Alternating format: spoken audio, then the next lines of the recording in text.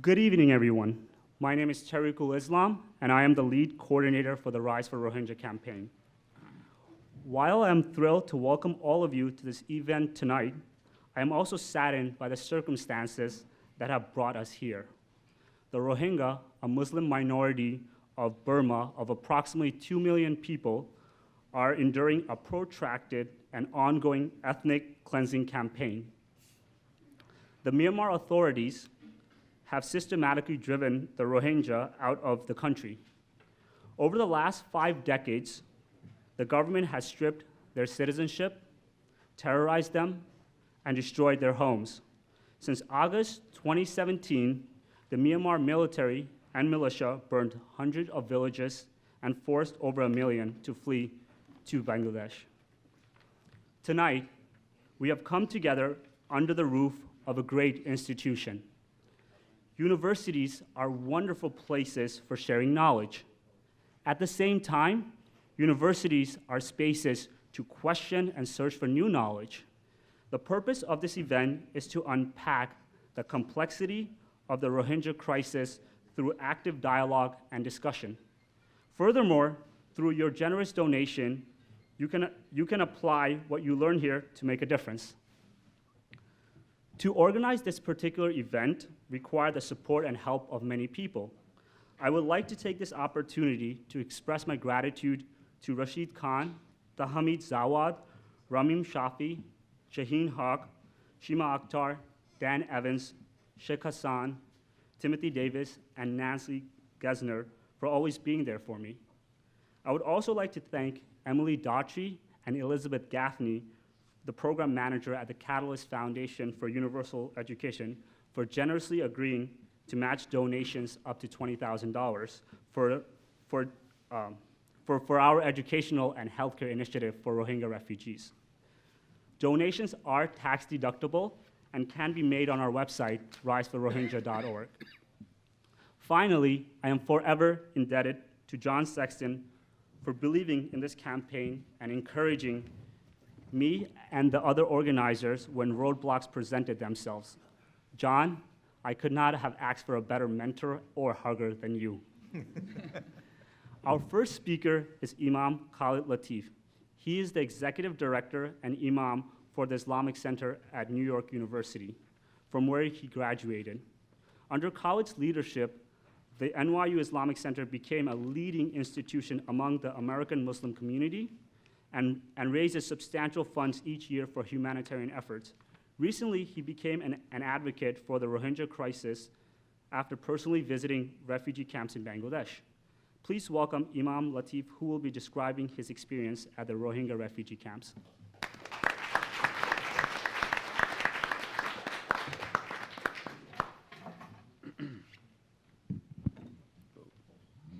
Good evening.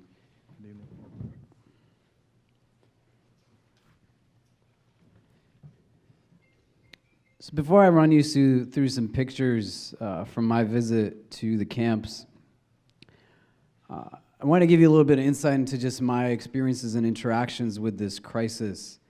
The first time I met somebody who was impacted directly by what's taking place in Myanmar was actually in 2012. Our Islamic Center here at New York University is fairly large, and every year in our month of fasting, Ramadan, we do nightly dinners for people to break fast. And within the Sunni tradition of Islam, there's a unique night prayer that people try to read the Quran its entirety over the course of the nights of the month. And one of the nights, I ran into a young woman whose name was Rahma, which means mercy in Arabic. And she was crying very deeply, like heavy sobs. And they weren't tears that you would associate with a spiritual kind of reflection, but they were real tears of pain.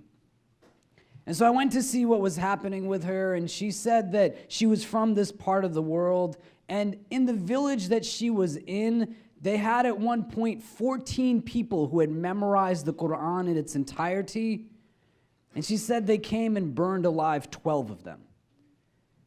And she said the two who have still the ability to read the Quran from memory, they don't read out loud anymore. And She said, it's been so long since I've actually heard the Quran recited out loud, and that's why I'm crying like this. That was in 2012. And I did some cursory research at that point. I had no idea what was actually happening in Myanmar. And I couldn't find anything. Nicholas Kristof had one piece that he had written for the New York Times then that he equated what was taking place in Myanmar to modern-day concentration camps. And in 2012, he was quoted as having spoken to a state representative of Myanmar, asking them about the Rohingya in specific. And in 2012, he was told by that person representing the state that we don't use the word Rohingya. There's no people here called Rohingya. It's on the record. You could see it in the Times. When I went to different groups and individuals saying that we should raise more awareness about what's taking place here, I hit a lot of dead ends.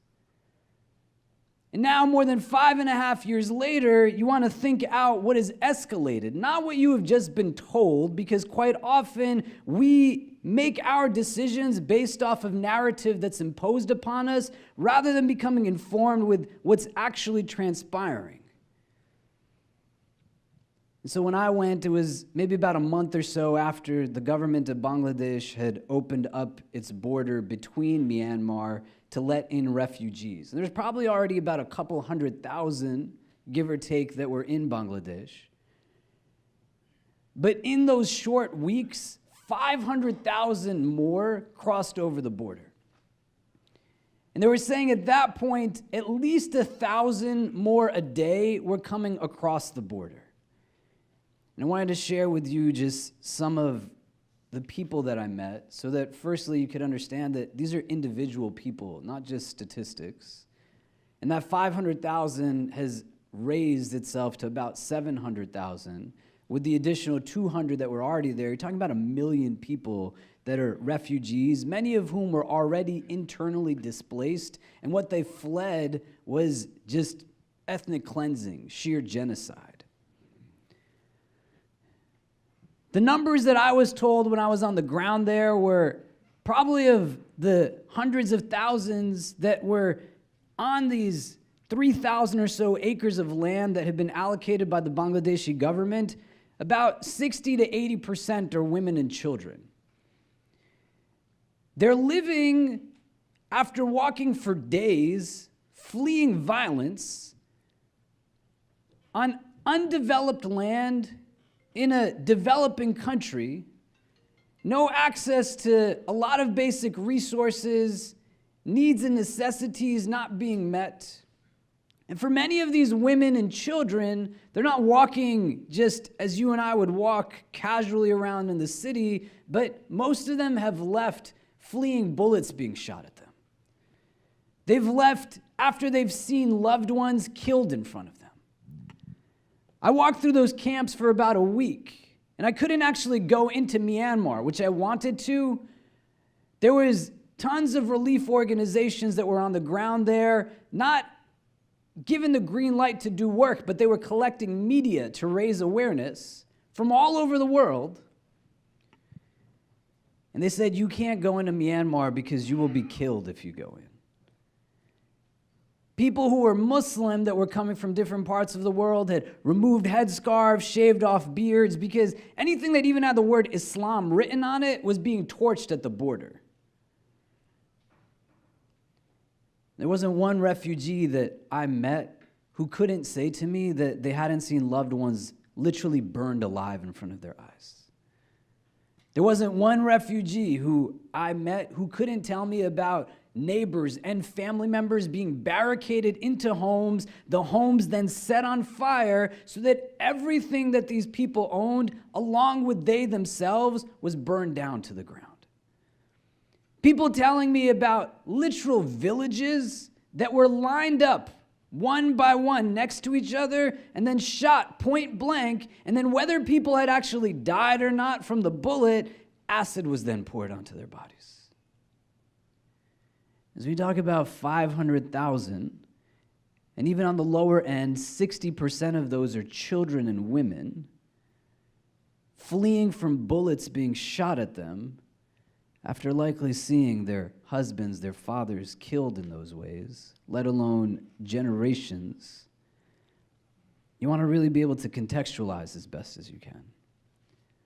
The other thing that I'll say before we go into more specific narratives of people is that when you're sitting here, you have to sit here with real love. Because if you let your motivation and compulsion be something that's through guilt, a sense of sorrow, the way many of us are emotionally reactionary to so much that's just thrown at us on a cyclical pattern of being informed through media or social media cycles that says, now there's a fire, now there's a shooting, now there's a bombing. And each and every one of us internally says, I should do this, I should do that. But then we end up not doing anything because there's not real presence of what it is that we can actually do beyond just the moment through which it's just thrown at us. And when we do have reflection, it comes from a place of negativity. And why I say not to make it motivated by guilt or sorrow or anything like that, because then you're making it about you. And you're responding to your own emotion, and you're going to give or be a part of a solution through what you need to just give yourself a sense of complacency and appeasement. But when you do it with love, you're going to do it for the sake of the person that is waiting for you to recognize that they're a person just like you. And so if you need to recenter yourself a little bit to take in the heaviness that's not just in these images, but the discussion that'll come after as well. And let yourself just understand that the meeting of hate and bigotry with anything less than love is just not going to cut it anymore.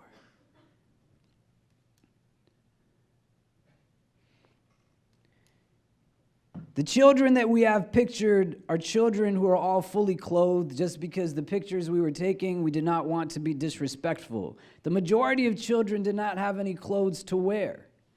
There was one day that I was there that 1,100 children crossed the border by themselves. 1,100 unaccompanied children. The fortunate ones from amongst them were likely just separated from their families. But in reality, most of them probably saw their families killed in front of them.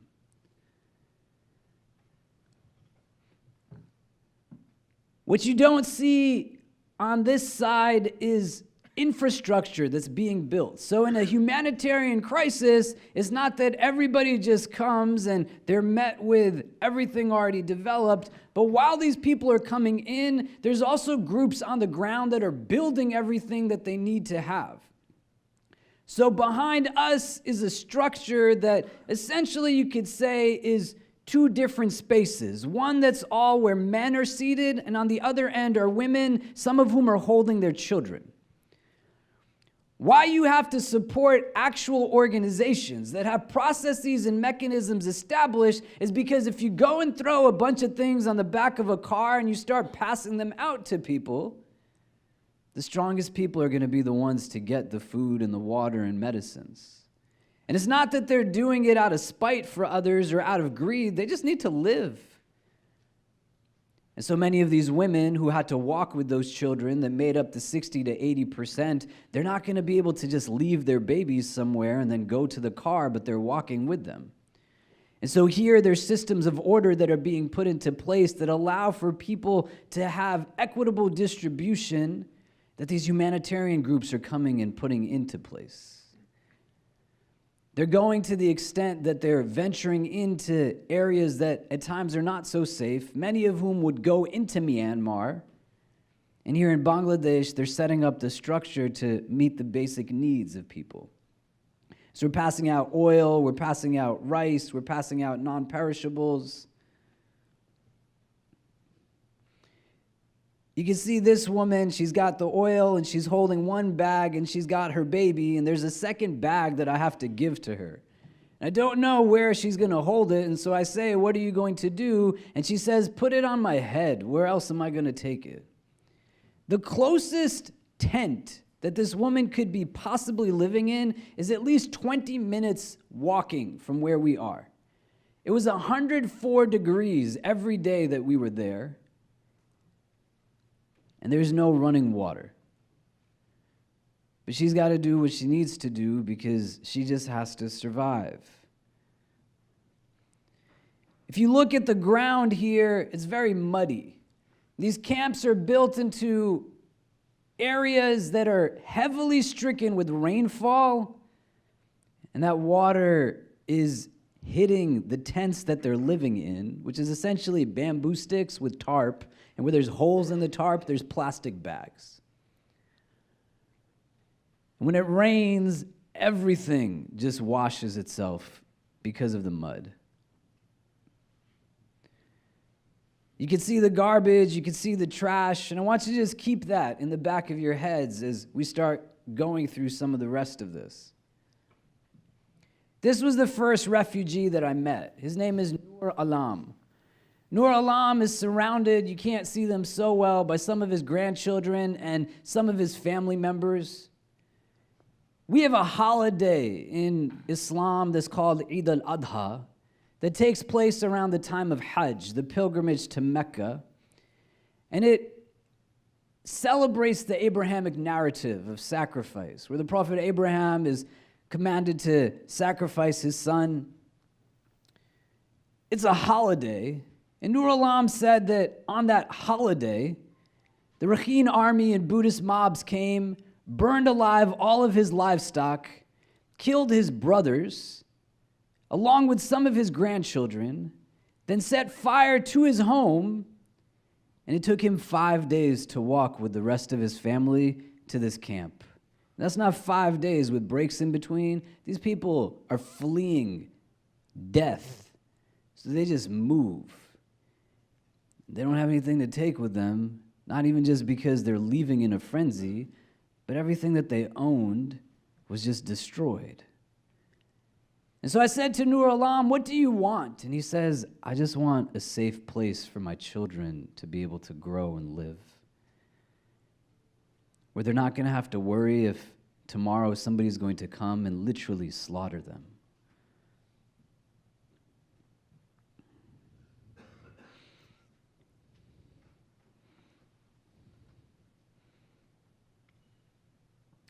This young woman, I don't know her name, but we were shooting a video at the top of a hill that essentially had hundreds of tents in a about 60-foot drop in a valley in front of us.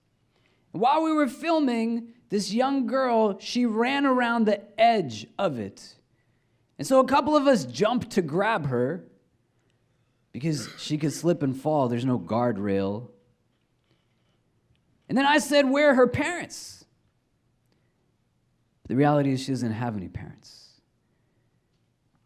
But what you have to understand is when you're an orphan of genocide, literally every single person in the world that knows this girl exists, they themselves no longer exist. There's not a person who could tell you where she came from, when she was born, how she ended up here, what her name is. There's nobody in the world who knows that she is actually in existence. I want you to sink that in for a little bit, because loneliness is something that many of us have experienced at different times. And when you lose your entire history, you don't know where it is you even came from. But it's not now that nobody knows. You and I know. You got to really think about what it is then that just because we are men and women, and so too she shares humanity with us, what it would take for us to forget about her or for her to leave our consciousness.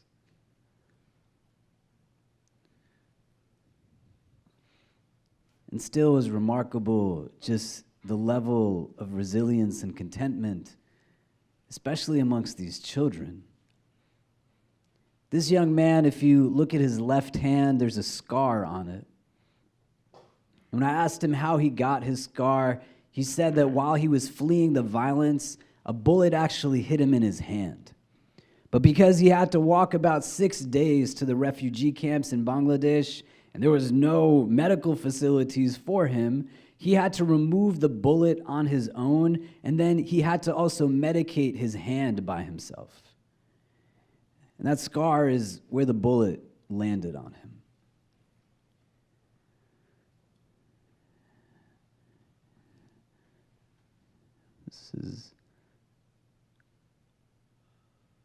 I want you to look at this water. What ended up happening in a lot of these areas where they didn't have running water is that there are just craters in the ground in which water is collected.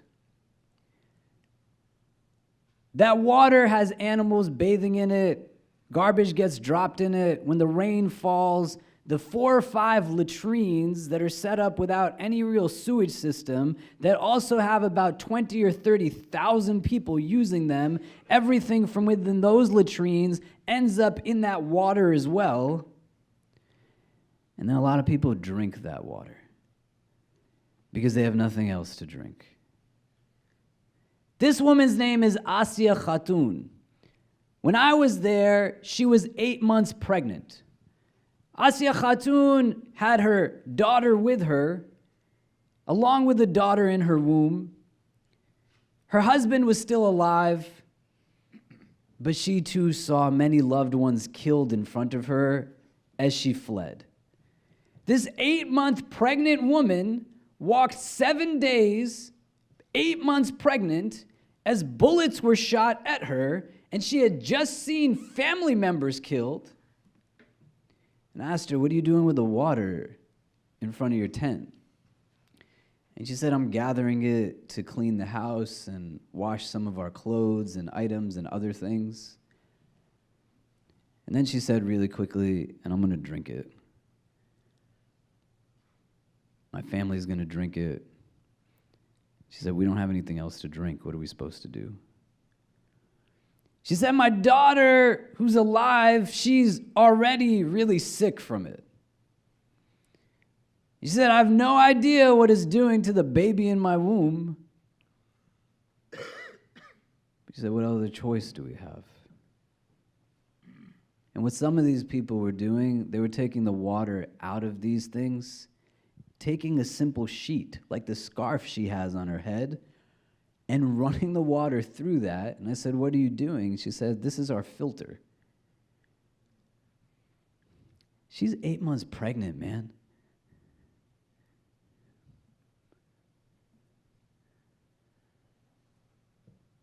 When I saw this man, I thought to myself that I never imagined that it was possible to actually see hunger.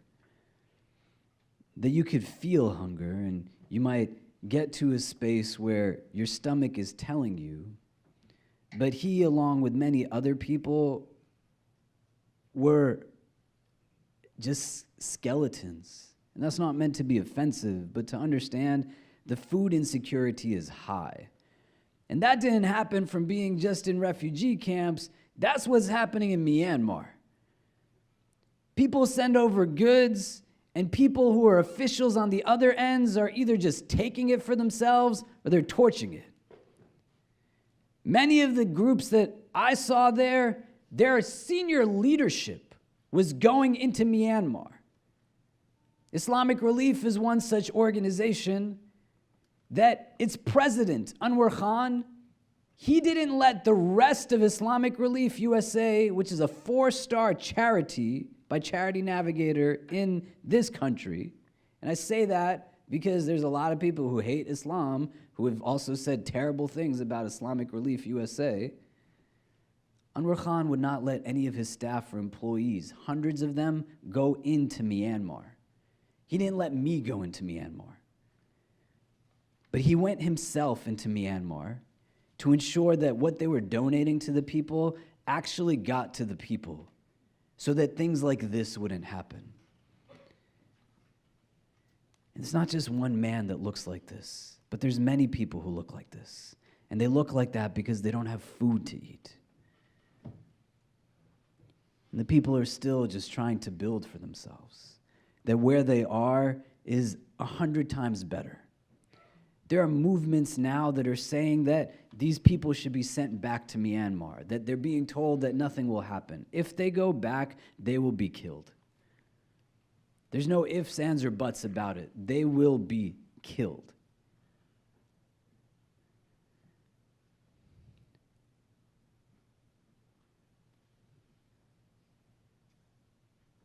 This is a 78-year-old woman named Dulu. When I met Dulu, she told me about how the Rakhine army and the Buddhist mobs, they came and killed her husband in front of her. Then they killed 2 of her sons. She left with her daughter-in-law and one of her sons, along with some of her grandchildren. And Dulu said that after they killed my husband and my sons, they then took every single person in our village and killed them by slitting them at their throats. I want you to think about this for a second. This woman is 78. Culturally, she probably got married quite young. Even if she got married when she was 28 years old, that means they took her life partner of 50 years, 5 decades, and killed him in front of her. When I asked her, Dulu, what do you want? She said, I want justice. And a lot of the humanitarian groups that I was there with, they said, tell her that we cannot give her justice. We can give her water, we can give her food, we can help teach her children, etc., but we're not in the business of doling out justice. But that's why it's important for you and I to not be reactionary. Where governmental apparatus fails, we put upon them pressure to utilize their diplomatic resources to say that it is not acceptable for genocide to be taking place. And to become informed and aware, to not let news cycles dictate what it is that you understand to be important. Because they're not in the news because there's no oil there. We're not looking to launch and intervene in any way under the guise of freedom and democracies. Because it's just essentially a bunch of brown people that are being killed. And they've been being killed for years. But their biggest flaw is that they're just human. And there's nothing else in their part of the world that people are so interested in, so they just have to deal with it. The first day we were there, many of the groups, when they were filming content, they said, you can't use the word Rohingya. It's the Myanmar government, not the Bangladeshi government. The Myanmar government said, if you use the word Rohingya, we won't let you into Myanmar. Because they wanted to seem as if there's not specific population that's being targeted and discriminated against. The second day that we were there, some of the UK-based charities and humanitarian groups, they were told, you can't even use the word refugee. I'm going to end in 2 minutes, I'm sorry. And when they said to me, what do you think about this? I said, look, it's not surprising. Where I come from, that's what the government does to black people. They control narrative. They construct fear. They make us believe certain things about minority populations, erase identity, make narratives invisible. That can't happen here. And they said, well, what do you think? And I said, I've been in conflict zones before. I've been in refugee camps before. That's not eye-opening. It still hurts my heart.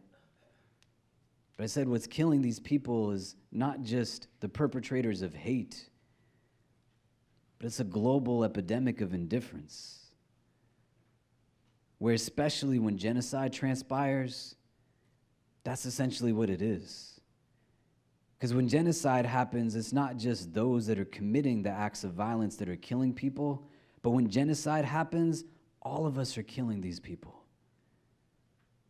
And we've gone through this world where we've said that we won't let it happen again, right? A Holocaust happened, Rwanda happened, Darfur happened, Bosnia happened, Somalia happened, Chechnya, Kosovo. Things are happening. This is happening right now in Myanmar. And you should not think of it as anything less than genocide. There were days where we went to the border, and in broad daylight, you could see fires being lit over the horizon. The one day where there was commotion in a camp, when I was on top of a hill with a camera person, and all of a sudden, hundreds of people, men and women, came around us. Literally, this is us, and we got swarmed. And they were all just looking over the horizon at a deep, dark, black cloud of smoke. There was another fire being lit, and they were remembering what it was that they left from and the fact that there were still people there that it was happening to. And so you're here tonight. Make sure that this isn't the only night that you recognize the role that we collectively play for our brothers and sisters in this space. And to understand that it bears for us to have moments of rest where we reflect with real understanding of what it is that we are able to do. And don't undermine giving money, because there are good people doing good work, meeting the needs of these populations to just have simple food to eat and water to drink. This is the last thing that I'm going to say. I'm sorry that I've gone over time. People ask me why I went to this place. Firstly, it was so that I could show my students and my community that it doesn't take a lot to go and be with people in their struggle. And a lot of us have to be able to recognize that we have the means and ability to actually go and be with people. If you are a student at this university, or a student from any university, or you have a skill set, a credential, some type of knowledge, spend some of your time in going and being with people where they are. Leverage some of your talent, your understanding, for the sake of individuals who are in need. Because I would say to you, my man, that it's not just the people that we need to think about, but what does it say about what's going on inside of us? That we see inequity, we see injustice, we see opportunity to help and alleviate some of these social ills. We have the means to do something about it, and we still sit back and watch and let it happen. And I would say that would be more worrisome to me than anything else. That my heart is so entrenched in wherever it is that it's not compelling my body to get up and respond with real meaning and real substance for the sake of those that are waiting for us. That's why I said it's got to be about love. So tonight, make sure you give with love. And when you leave from here, make sure you give with love. And at the very least, please remember our Rohingya brothers and sisters in your thoughts. Thank you.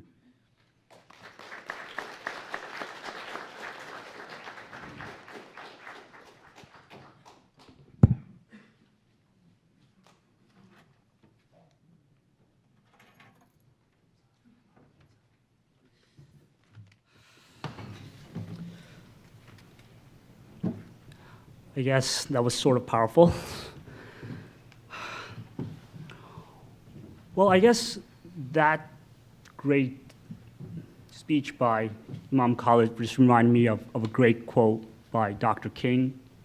And since this is Black History Month, I guess I could say that, injustice anywhere is a threat to justice everywhere. So I guess that's the message I want to leave with that. We will now have an intellectual panel discussion to search for knowledge about the Rohingya crisis. The purpose of the panel is to unpack the situation from the perspective of a physician, a philosopher, an ambassador, and a religious figure. The moderator for the panel is Faiza Patel, the co-director of the Liberty and National Security Program at the Brennan Center for Justice, a graduate of Harvard and NYU Law School. Her work focuses on civil liberties issues affecting Muslims in the United States. Well, go for it, Faiza.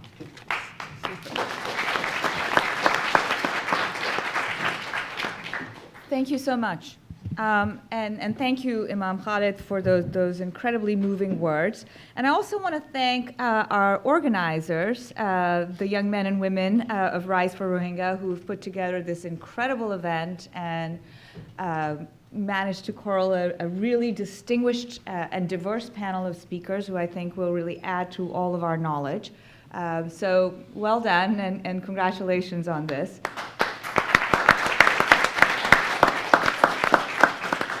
So I'm going to introduce our panel speakers one by one and ask them each a couple of questions.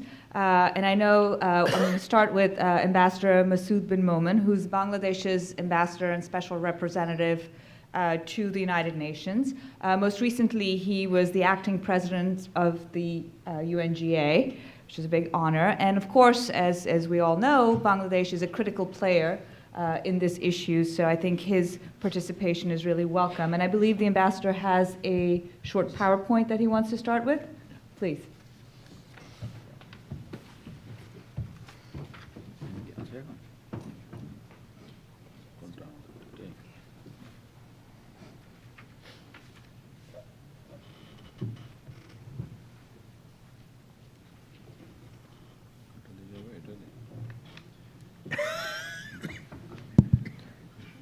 Good evening, ladies and gentlemen, and also my distinguished panelists and the moderator, and also the organizers for this timely initiative here at the NYU. We have already heard some passionate presentation from Imam Khalid, so I'll try to be as restrained as possible from the passionate part, but sometimes it's difficult. Some of you who are not initiated in this particular area, you can see from the map that Myanmar sharing border with Bangladesh, and this is the Rakhine province, which is adjacent to our southeast part, and the Cox's Bazar is the main hub of the reception points for the Rohingyas coming into Bangladesh. And yeah, so you can also see that there is some geostrategic thing going. This area is for China and other countries. This could be a kind of an opening to the Bay of Bengal, and Bangladesh being gateway to India and other South Asian countries. So this is also strategically quite important. As you know that the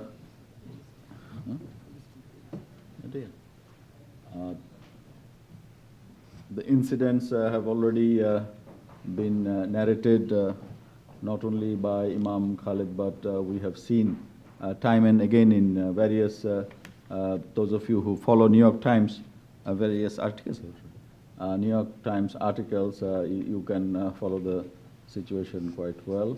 And these are the general picture of the kind of people who have been crossing. And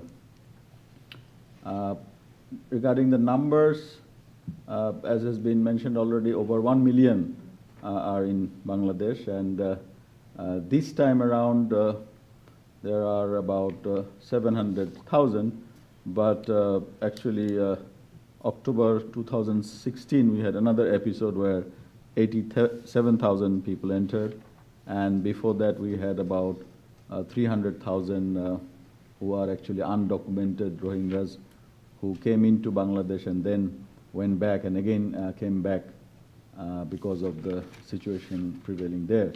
And we also have 34,000 UNHCR registered refugees from 91, 92. They are kind of a residual refugees.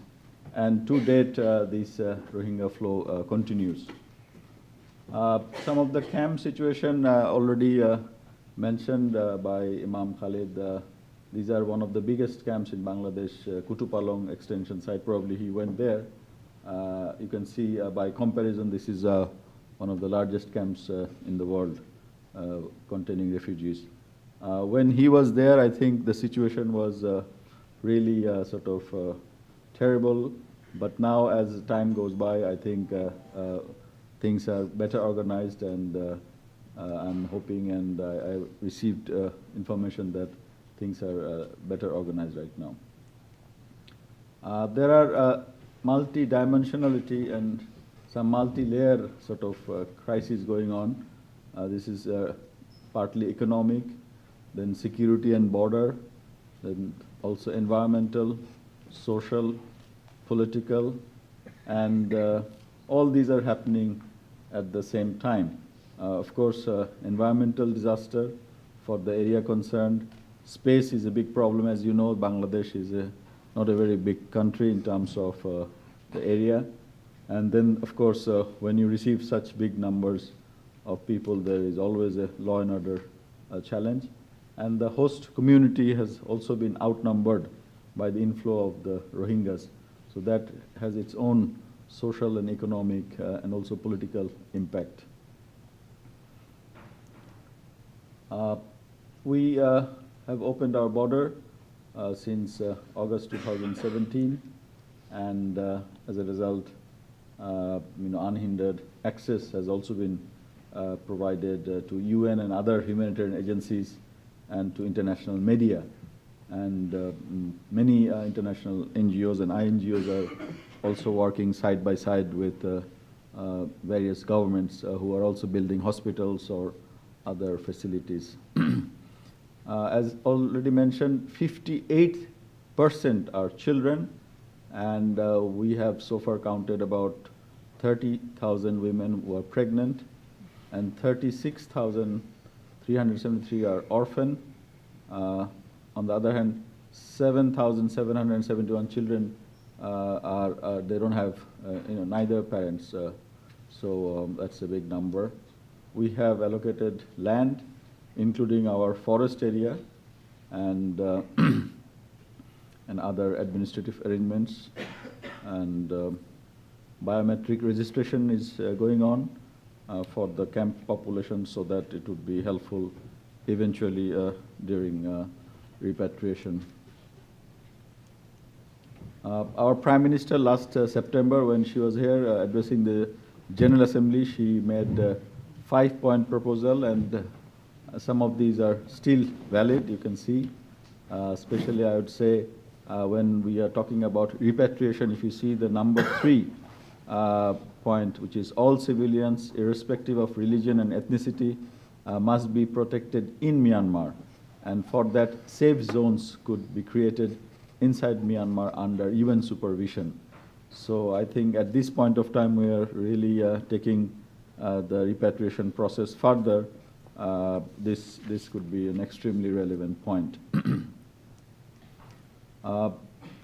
Bangladesh continues to host these people, and our ultimate objective is to have them voluntarily return to their homeland in safety, security, and dignity.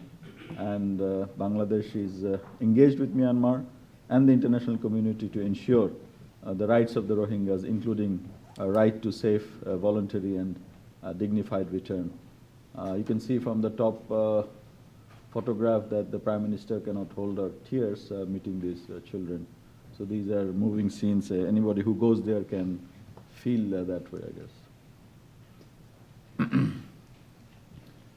These are some of the pictures which was also described by Imam Khalid.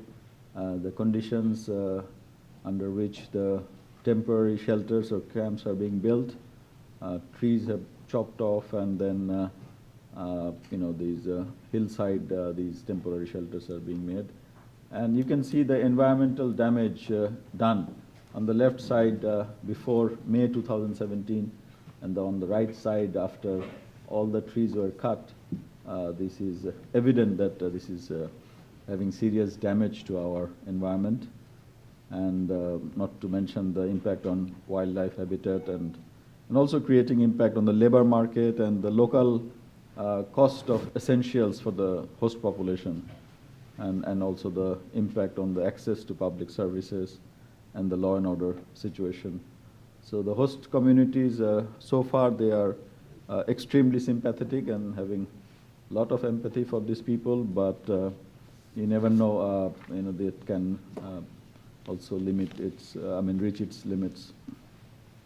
The environmental risks are floods, a common occurrence in Bangladesh, and because of the arrival of monsoon in maybe June or something, there is serious possibility of landslide because we have chopped off the trees, and then cyclone also is a common occurrence in the Bay of Bengal area. So of course we are trying to reinforce the shelters and mud stabilization, improving accessibility, relocation of vulnerable population, and of course not to mention that the international assistance is also declining.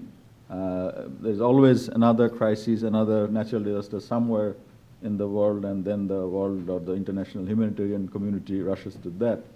And therefore, if it becomes a protracted situation, obviously the appetite would eventually decrease. Some roads are being built inside the camp for emergency evacuation or movement of these people in case of any disaster in that area. And regarding our policy and strategy, are based on stability, human rights, and peace. And presently, we are following a mixed strategy of combining bilateral and multilateral engagements. Earlier, on previous occasions, we only remained bilaterally engaged with Myanmar, but that didn't really improve the situation, and actually it became worse.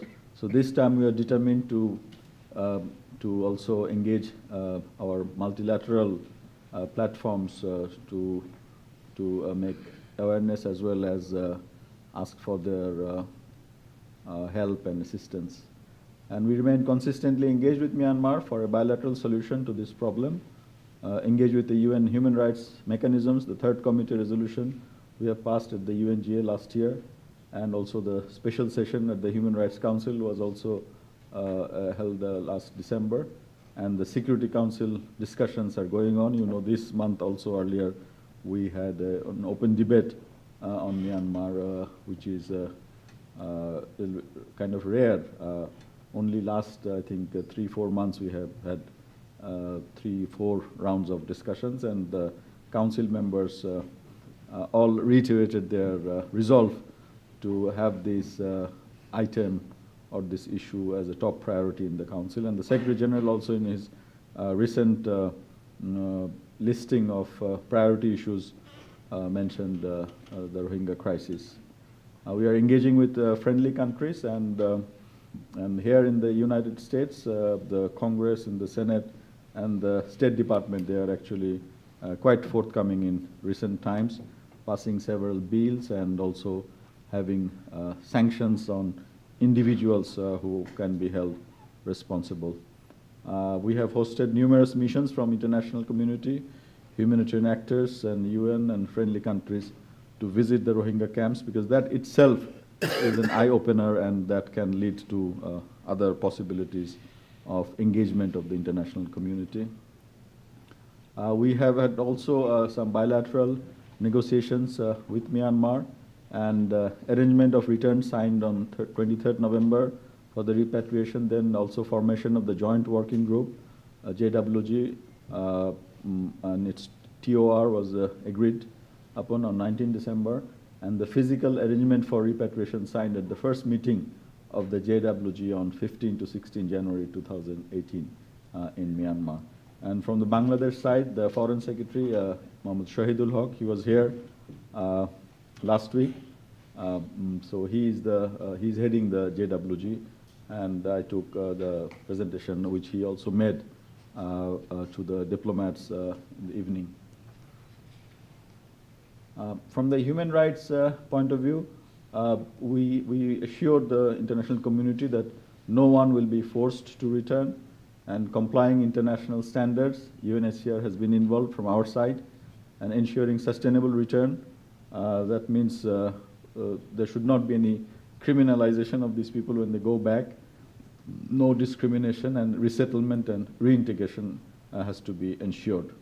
And despite the challenges, Bangladesh succeeded to incorporate provisions in the instruments to ensure international standards of repatriation of Rohingyas including provisions for protection of human rights and non-discrimination in Myanmar for the Rohingyas. I know there are a lot of criticism about these arrangements, but whatever we have achieved also, nothing was easy dealing with them, because they are extremely sort of hardened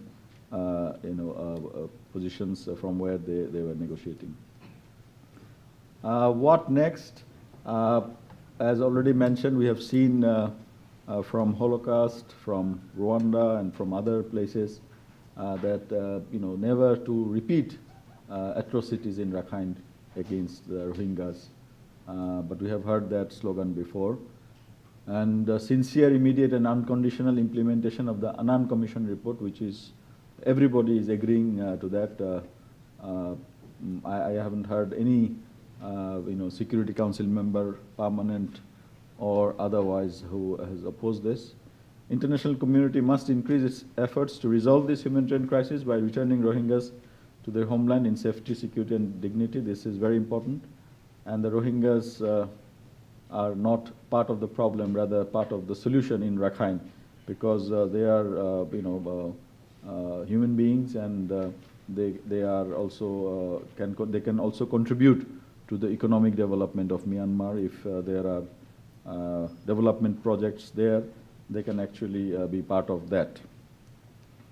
The government of Bangladesh has continued to be generous in their response in all sectors, despite having limited resources, as you can imagine. Especially the people and the communities in Cox's Bazar area have shown their humanity, and this is actually the quote from the special rapporteur on the situation on human rights in Myanmar on 1st February. She was not, Madame Yang Li, she was not allowed to visit Myanmar, so she made a visit to Bangladesh, and this was her observation. Challenges in repatriation. Ascertaining voluntariness is important. Rohingyas are not feeling confident, obviously, to return unless the situation in the Rakhine state improves significantly. There is also no sign of improvement there. Complexity in verification, documentation in case of unaccompanied minors, and the verdict from Bangladesh courts are required. And as we speak, there's a continued influx, almost 100 every day on an average. And they cite these reasons: intimidation, deliberate destruction of livelihood, options, acute food shortage, forced starvation, continued patronization of armed vigilantes, abduction, and sexual slavery of girls and young women. I think some of the recent Reuters, AP, and other reports have also corroborated to these things. There is another problem. We have about 6,000 Rohingyas stranded on the zero line, and Myanmar authorities using loudspeakers telling them to leave. Their return could have built up the confidence for others to follow suit. So they're not crossing over to Bangladesh. They're saying that, we are from Myanmar, we'd like to go back, but they are not being allowed to go back.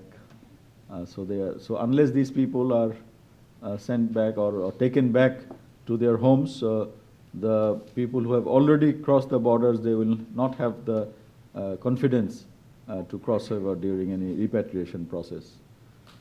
And the returnees to be able to make informed decisions to return based on comprehensive and verifiable information about the conditions in the location of return.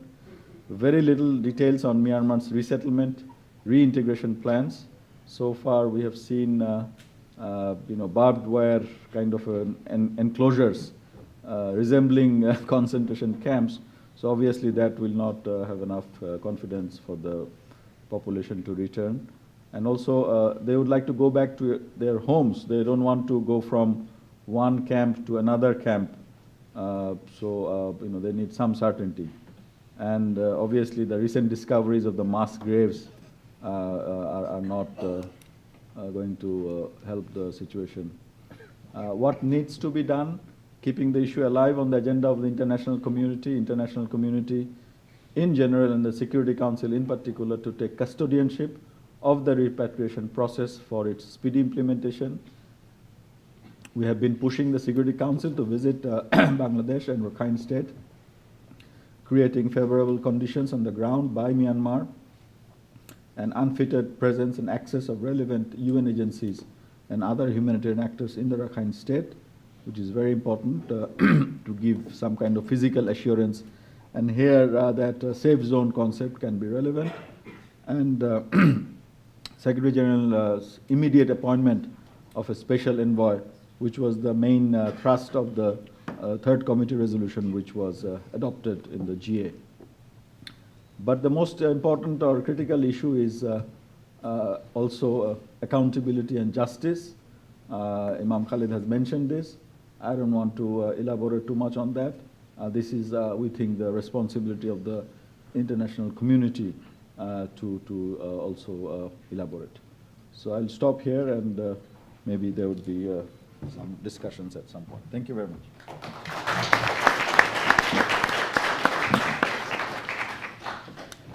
Thank you, Ambassador. And, you know, I think at a time when many very rich countries around the world are closing their doors to refugees, we do have to recognize that Bangladesh has opened its border and allowed these people to come across. And I think that's really commendable and something that we should all keep in mind. I'm just going to ask you a couple of questions, if I may. So, you know, you sort of mentioned but didn't really get into the repatriation agreement. And, you know, as I understand from reading the press, you know, there have been a couple of rounds of these, and neither of them have begun.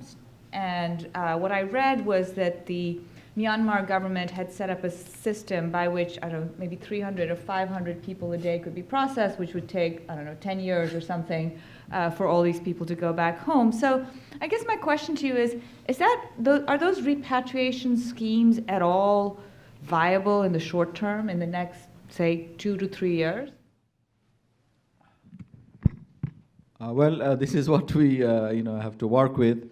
The main problem is, of course, ascertaining the voluntariness of the returnees. And they are given these forms, 4-page forms of verification, which they are supposed to sign and hand it over to our authorities, which we will hand over to Myanmar, and they will then verify.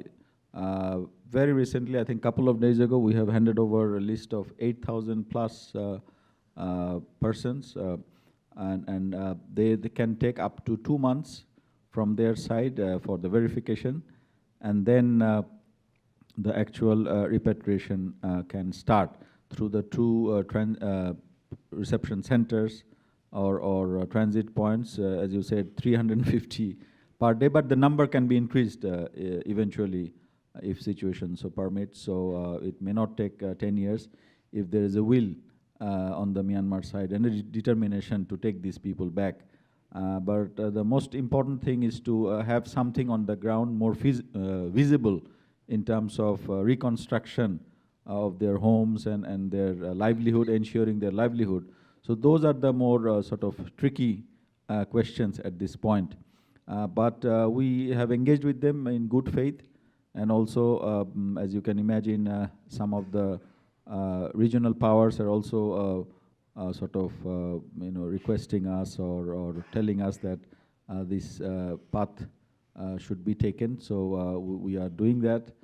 But at the same time, the international community should also take active interest. And today's meeting of this kind can be done in other universities here in the US, so that US can also remain an important player in terms of persuading Myanmar to deliver on whatever arrangements we have made.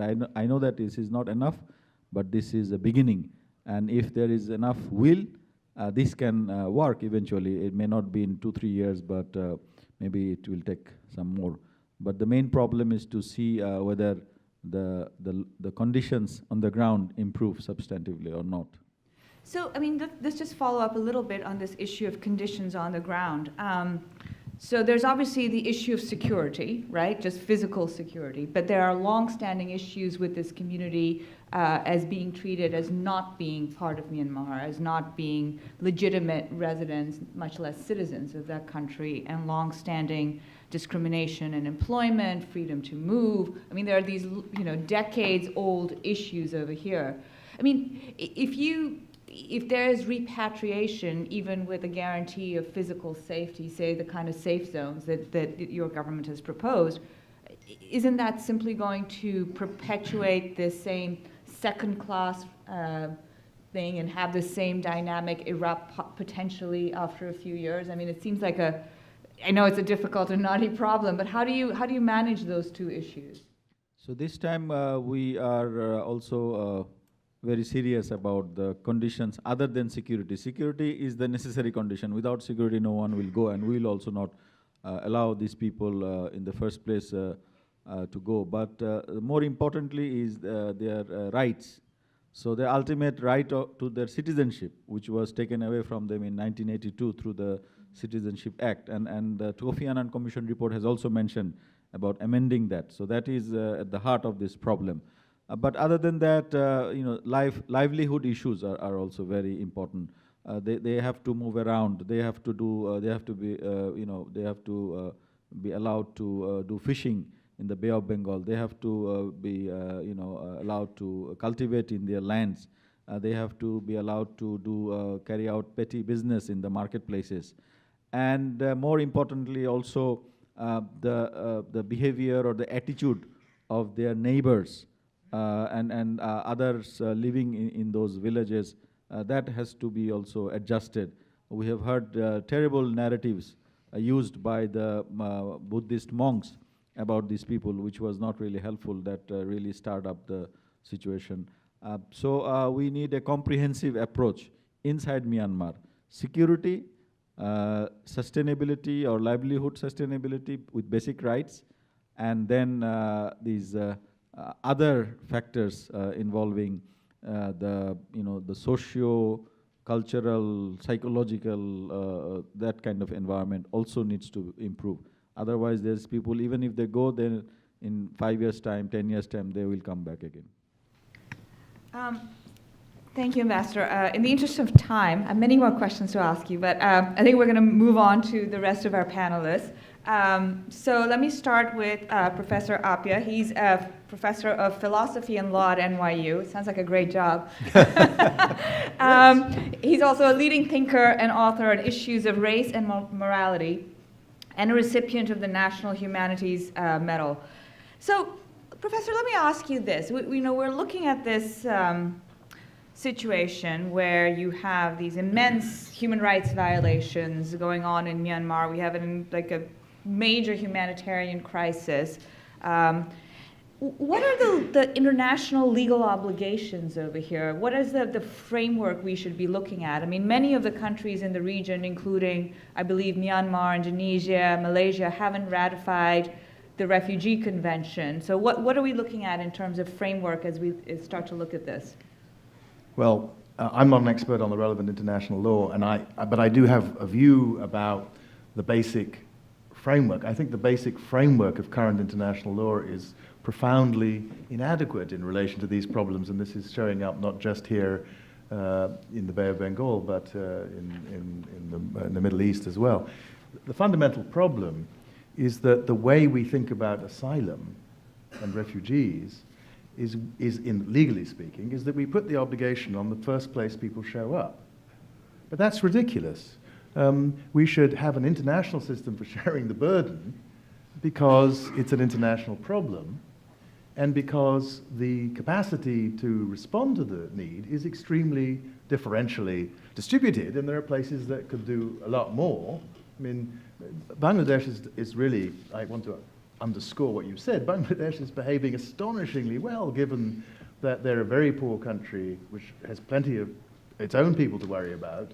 They've done the right thing. Opening the borders, I think, was a legal obligation. I mean, I think they should have done that because when people have a justified fear of persecution and death, you should open the borders. And here, Bangladesh, like actually a lot of other poor countries, has behaved consistently better than some of the richer countries, which have not, I think, always lived up to... Can I just ask everybody to please turn off their phones? We've been having this, throughout the event. It would be really polite if you could. Thanks. So I think, so you asked me what, I mean, the fact is, the legal responsibilities are unfortunately currently dumped on, you know, Kenya if it's Right. Somalia, or Jordan if it's various places in the Middle East. And these are not countries that are best equipped to deal with the problem. So I think we need to have a more cosmopolitan, a more general, a more international, I'm not saying we should abandon states, but a more international response. But that's down the road, because that isn't the current situation. The current situation is that Bangladesh is doing what it ought to, and the rest of us ought to be supporting them a great deal more than I think we have.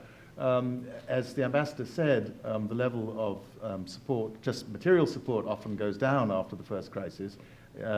So one of the things that I think is important about what we're doing here and about what other people should be doing is keeping pressure up on both on our NGOs and both on our human rights and our humanitarian NGOs to keep the pressure up, and on our government. And when I say that, us, I mean if you're an American in the United States, if you're British in Britain, if you're German in Germany. I think those are the obligations. But that isn't the legal situation, unfortunately. So, Aung San Suu Kyi, Yes. obviously, you know, a big sort of elephant in the room whenever Yes. you talk about Myanmar. I mean, Nobel Peace Prize winner, human rights icon, and now somebody who is not just silent in the face of these massive human rights violations, this massive human rights disaster, but is actively sort of denying that it's even happening. What are we, as you know, people who are concerned about these issues, supposed to think of that? What are we supposed to do about that? I mean, you hear a lot about, oh, well, you know, democracy is fragile in Myanmar, and so she doesn't want to tangle with the military dictatorship, which I guess is understandable on some level, but really doesn't seem ultimately satisfying. So where do you come out on that? I think that it's an instance of what strikes me as a very general problem. Let me just back up a bit to a different case, not as serious in terms of humanitarian problems, but when President Obama was elected President of the United States, I happened to be, at the same time, becoming president of the Pan American Center, which is preoccupied with freedom of expression as an issue around the world. And I said to my colleagues on our board, we're going to have to get used to disagreeing with the president that we like. Because the fact is, it's Aung San Suu Kyi's structural position in the government of what I will persist in calling Burma, that explains most of her behavior. She's not she's no doubt a better than average person, but she's faced with a situation where what's producing the difficulty for the Rohingya in Rakhine State is the attitudes of friends and neighbors. It's not her attitude. She can express any attitude she likes, but until those, as the ambassador said, one needs to create a context, a social context in which people can, if they're going to come back, they've got to be able to live with their neighbors. And while I think there's a role for, obviously, there's a role for leadership, we should be, and she has failed dismally, I think, in exercising that leadership role. The fact is that that role is limited. And in the end, I think the Imam was right. In the end, it's only going to get right if lots and lots of us play our part. So I believe she's done wrong. I mean, I think it's wrong of her both to be dishonest about these things, but also not to speak up against her own people's bad behavior. But it's understandable, and I wouldn't focus too much on whether she's a good or a bad person. I'd focus on putting structural pressure on her in her structural position by sanctions and so on, so that she can say to her own people, I can't go on doing what I'm doing because it's not working. You know, we're being increasingly isolated and so on.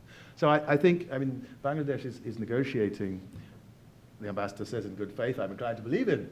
I don't know what I think about the negotiations from the other side, but since they have made agreements, we should be testing them to see, I mean, the government of Burma has made agreements. I think we should be testing them to see if they will carry them out.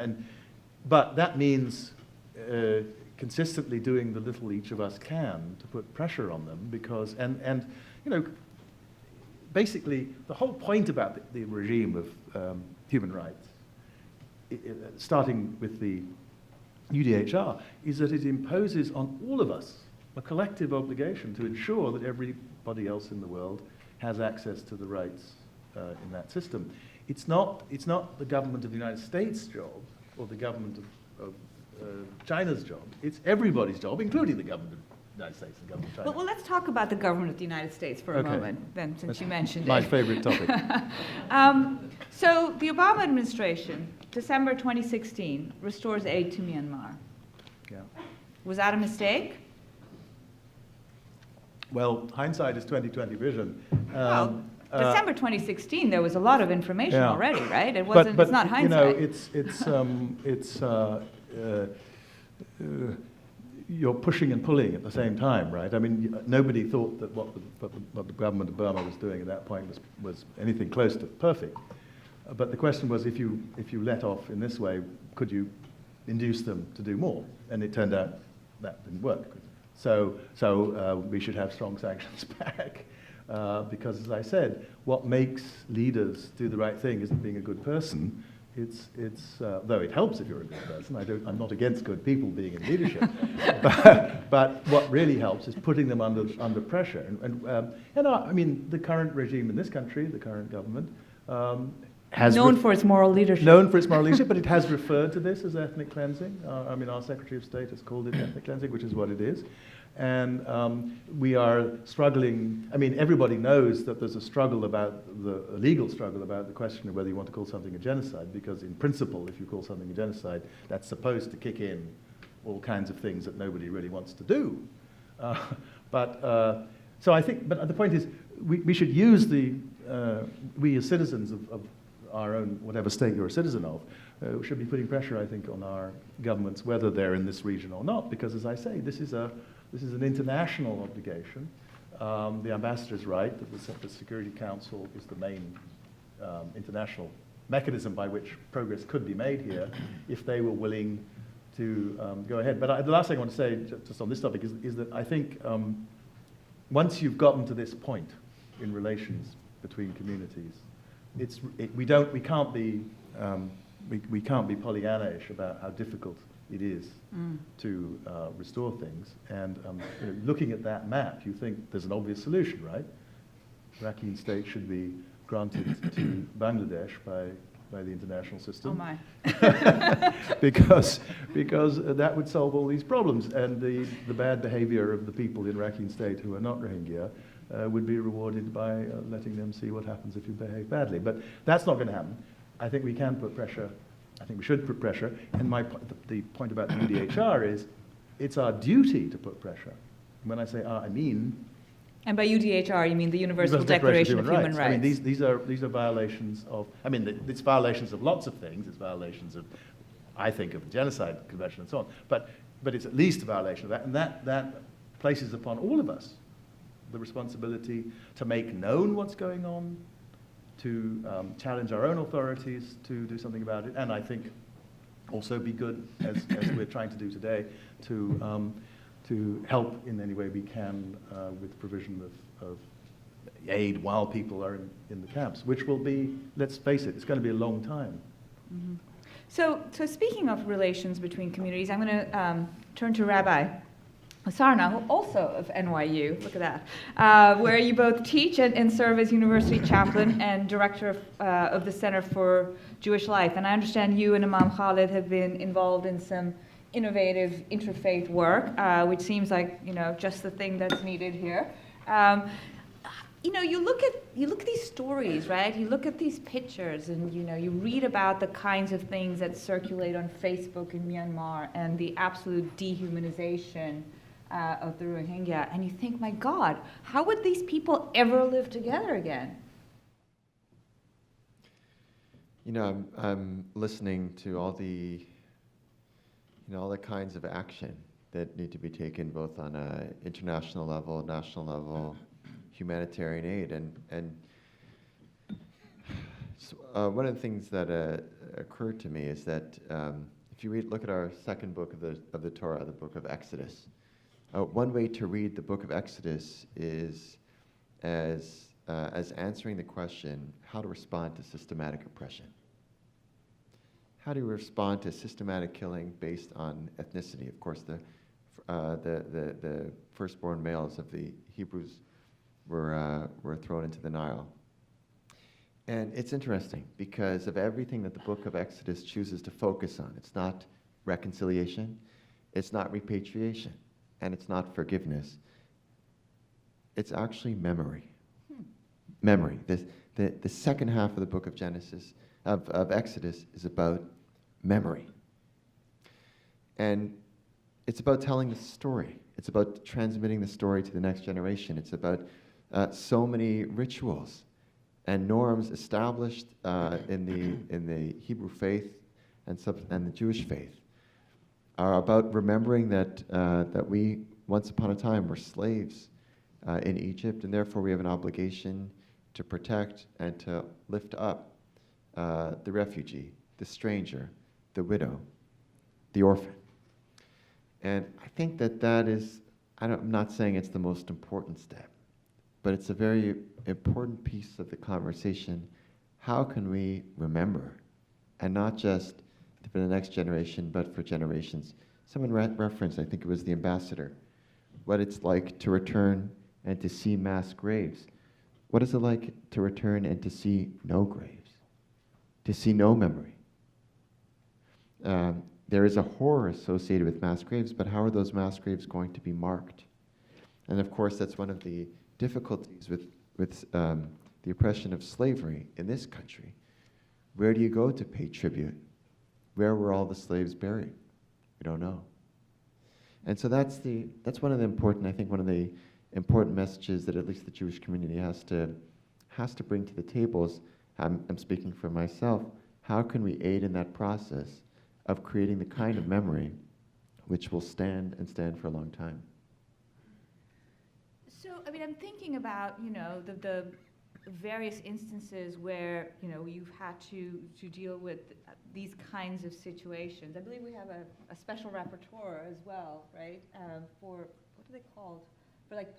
So for example, you have, the model that, the international community followed in the former Yugoslavia and Rwanda, where justice was a big piece of the process, where you set up these international tribunals that operated for years and years and brought, some of the key perpetrators to justice eventually. You have other models. Even now in Cambodia, they have like a mixed commission where they're also trying to find justice for what happened with Pol Pot. And then you have an example like South Africa, which was very different, where they went for the truth and reconciliation kind of model. I mean, you have these kinds of models out there. How does the faith community sort of think about, or your faith community, or you, think about which of these makes sense in a particular situation? The greatest challenge to justice was issued by Abraham, who said to God, "Hashafet kol haaretz lo yaseh mishpat," but it's possible that the great judge of the earth will not issue justice. And I do believe that there are some crimes which are so egregious that we can have such a difficult time actually figuring it out. And I know in my own community, we've really struggled in our process with perpetrators and children of perpetrators of the Holocaust. And I know it's in my own family, relatives, my wife's family, any degree of there's always going to be something lacking. There's always going to be something missing. And I wish I knew the answer to your question. The best thing I can say is that it's important to remember. Thank you, Rabbi. I'm now going to turn to Dr. Ogedegbe, who's going to bring yet another perspective to our conversation, that of the medical profession. He is a professor of population health and medicine at NYU and has dedicated himself to ensuring better healthcare outcomes for minority populations, which I think is just a really interesting thing to be doing. As we looked at the pictures of the refugee camps, which are always sort of heartbreaking, and I imagine that, that medical issues are something that is not uncommon in these kinds of situations. And here you have obviously a very large influx of people into an area that's not very well equipped to deal with them. So, you know, what do we think? I mean, what is the sort of, from a medical perspective, what do you see happening over here? Obviously, we have, you know, the fear of monsoons and cyclones down the road. I've heard also that there has been a plan to resettle some of these refugees at an island that might be prone to flooding. What is the response here? It's a tough one. I don't do you all remember Ebola crisis? Okay. So when you think about the Ebola crisis and the amount of attention that we paid to it, it happened in Liberia and Sierra Leone and some parts of Guinea. In fact, we were in Ghana at the time. I happened to be in Lagos, Nigeria, where I'm from, when I was going to Ghana and then coming back here by walk. And there was a lot of anxiety for maybe 5-6 months, right? And if you think about the number of people that died, right, it's minuscule compared to what is going on now in some of these refugee camps, or Rohingya for that matter. But the amount of the world attention that we pay to this kind of crisis, it's just not there. So let me, before I answer your question, let me quickly address some facts that most people don't think about. So it turns out that if you look at the entire issue going on, when you read up on this, and really when you read up on any of the refugees issues that's going on, 60% are either children or the elderly. Those are people that in the medical parlance we call the vulnerable. So these are people who for the most part will require some sort of support to help them actually deal with issues because they can't deal with them alone. The other issue that we don't talk about enough is that most of the population is actually pregnant women, right? So, and then when you think about the things they have to go through in all of this really painful exodus, to borrow the parlance from the rabbi, it's very difficult, right? So let me bring that back home. So we have, I don't know, 600,000 children. That's what I've heard. That's what I've read. And we're putting them in a very crowded region, right? Overcrowding is a major problem that we're going to be dealing with. Bangladesh itself, you have the monsoons that are pretty seasonal. If anything is predictable, it is the monsoons, right? So what that means is that we have a lot of health issues around cholera, dysentery, poor hygiene, poor sanitary conditions. If you're an adult, you can handle this. If you're a child, if you're an elderly, it's a problem. So the rate of measles, the rate of cholera, the rate of dysentery that is happening there, whooping cough that people often just deal with in 3 weeks, 1 month, is killing a lot of children. And 60% of the deaths is due to children. So we're seeing a lot of acute conditions that we ordinarily don't think about, all due to the sanitary conditions. I think Imam talked about this, that the water is contaminated. Actually, he didn't provide the figure. 95% of the water where these people are is actually contaminated. 60% of the water that people are actually drinking is contaminated with feces. And that's really bad business because over time, what tends to happen is you're dealing with diseases that is not only acute, but becomes chronic and can affect the body over time. I think the major issue right now is that we've got to deal with the crisis as an emergency. This is the Ebola that's ongoing that we don't talk about on TV every day. And this is not only with Rohingya, but it's in any refugee camp. But it's more worse here because if you compare to the refugee crisis in Europe, there seems to be a systematic manner. I do a lot of work around equity and disparities in health. I would argue that the refugees that have influxed into Europe actually have it better, if you have to choose two evils, than the refugees in Bangladesh. Because what you're seeing in Bangladesh is a double whammy. You have a country that's already dealing with its own issues around health, but now having to deal with the influx of people. We have, as we speak, the most massive cholera vaccination going on right now in Bangladesh. For a country that deals with monsoons every year, that's unprecedented. But we just don't have the structure in place. So I think the key issue is we've got to look at this as we would any war-torn zone, and really build the structures. There are no latrines in terms of the population ratio. We need to have, hygienic tools for people. A lot of pregnant women who are dealing with, what do you do when you're in transit and you have to give birth? So these are the issues that I think we don't often talk about that we really have to highlight. So Ebola was a disaster, but honestly, took very few people when you compare to what an acute cholera would do to the children that are going through this in Rohingya now. Thank you, Doctor. I have one more kind of specific question, which when you read these stories about these women being raped, people watching their families and their homes being burned, people's throats being slit, isn't there some kind of trauma that's associated with this that must come out of these conflict zones? And then how do we deal with that? Is there I know it sounds almost secondary in a way, but I feel like that's something that's almost as chronic and as ongoing and can be as deleterious as some of these more physical diseases. So great question. I didn't forget about that, but in the medical field, we tend to talk about conditions that are acute and conditions that are actually subacute or conditions that are chronic. And we use the 6-month, threshold for that. For now, the key issue that people are dealing with is the here and now, right? So overcrowding is a problem. So we've talked about those. The next issue is the subacute issue, in the sense that what happens to people during transit? So this is where the elderly becomes an issue, right? I think the Imam showed us a picture of an elderly man and an elderly woman.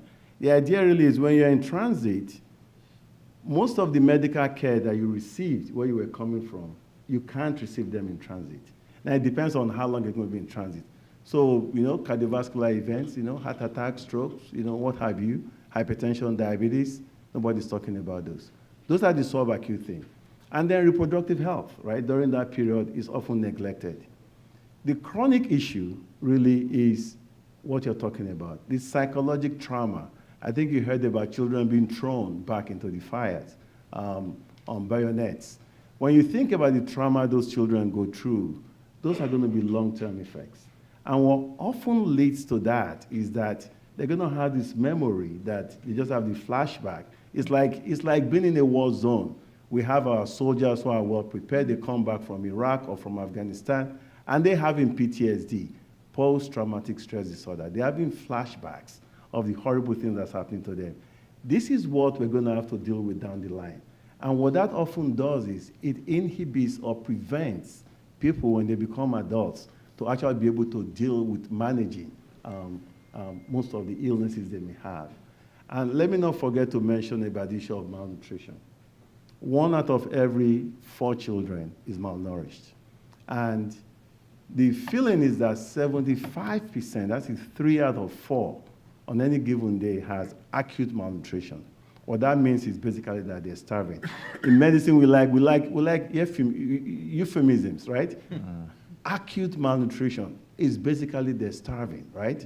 So you think about the psychological trauma, you think about that, then the recovery process becomes a problem. So we're dealing with some serious problems here. I think the PTSD is what everyone talks about a lot, psychosocial stress. But in my view, I think the immediate acute and the subacute issues are things we can at least deal with some structural solutions, providing more latrines, which Bangladesh is actually doing right now. We provide more latrines, create structures there, make sure there are ways that people can receive ongoing health. The World Health Assembly had a meeting last May where they actually passed a resolution that says, we don't want to screen people, we want to create triage. The word screening, when it comes to refugees, is a negative. It has a negative connotation. It means we're going to screen you to see who we're going to keep. But really, when you triage, you're going to figure out who needs help immediately, who needs help short term, who needs help long term. And that's become mandatory in most of the camps. Well, I want to make sure that we have at least a few minutes for audience questions from that panel. So if you want to speak, please raise your hand. And I ask 2 things. 1, that you identify yourself, and 2, that you ask a question. So please. My name is Christina Rosario, and it was a little less than a question because it's a question of what Imam said, that we are not about, what he told them, that we are about the aid and we are not about justice. And I would like to refute that in a way that it is about justice. So my question is, as a university, are we talking about Myanmar only in the context of Rohingyas? Because I mean, last week I heard a faculty of the university where I work say, oh, but the Rohingyas speak in Bangla, they don't speak.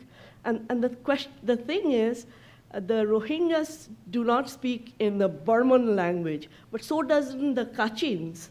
The Kachins do not speak in the Burman language. So is it possible that those people could be here who are talking about the peace and solidarity and can universities arrange those to talk about the correct narrative of what is happening in Myanmar? Rohingya is, I mean, do we all know that 30 years from now, there were boatloads of Rakhine people who are now killing the Rohingyas, came to Bangladesh, and there are 2 districts full of people who are Buddhist Rakhines, because they were having problem with the Burman soldiers. So we have to tell those stories, and that would, I guess, strengthen the hands of ambassador to be able to negotiate better. So, I mean, my suggestion was, as a university, is it possible to have discussions with, Chinese universities, Indian universities? So I think John Sexton's going to be up here in a bit, so I think he's the one who's... So to be able to discuss those issues that are happening, because I was recently in Sri Lanka, and the way, because now being anywhere associated with Muslim is a bad word. It's like that. So I've heard the Buddhists and the Hindus speaking equally badly about the Muslims in Sri Lanka. So are we giving birth to another problem in future? So as a university, that's the question. As a university, could you have that kind of discussions? We are talking about the Rohingyas in isolation. And I'm also afraid we don't want it to be one of those aid places for the, suitable places for the aid industry. I work for the aid industry, but we don't want that to happen. I think you raised some really important issues. One, which I think the ambassador alluded to as well, which is this idea that there's a context to this problem, and it's obviously there's a context to Myanmar in and of itself, but there's a context to its treatment of minorities and particularly these individuals. And I think that's a great idea, that we do need to have these sort of broader conversations. But I don't think that, and I'll open it up, but I don't think that anybody here was suggesting that justice is not on the table. I think what Imam Khalid was saying is that if you're a humanitarian relief organization, your job is to provide housing, sanitation, water, food. That's what you do. You are not involved in accountability or justice or any of these things. But I think it raises an interesting point, which is a question I wanted to ask, which is, what about accountability, Ambassador? No, I agree with what our colleague said. There are 134 ethnic communities or ethnic minorities in Myanmar, and all of them have some place in their constitution or in their Citizenship Act, although there are continuing insurgencies going on as of now with Kachins and Karens and Shans, and they are having different sets of reconciliation mechanisms working, peace treaties being signed. But the problem with the Rohingyas is that they don't belong to that category of 135 ethnic minorities. So they don't belong, according to their constitution, in that land. They had passports till 1982, but after that they were given red cards, and then red cards were taken, given green cards, and then green cards were taken, given white cards, and now they are having no cards at all. So these ethnic minority called Rohingya, they happen to be Muslims. So the portrayal of these people's Muslims being persecuted, that makes it a little narrow. So I think, as suggested, we should have a broader picture of the systematic persecution or discrimination by the regime over a long period of time. So that If I discussion may, we are missing. Yeah, but it's not just a question about discrimination and persecution, right? It's also a question about killing people and ethnic cleansing, and some have even used the word genocide. And normally we expect the Security Council, when it sees a large-scale occurrence of this sort, to treat it as a threat to international peace and security. We've seen the Council issue resolutions, establishing mechanisms for this, recognizing that a refugee flow in and of itself is a threat to international peace and security. Is there any prospect of that in this situation?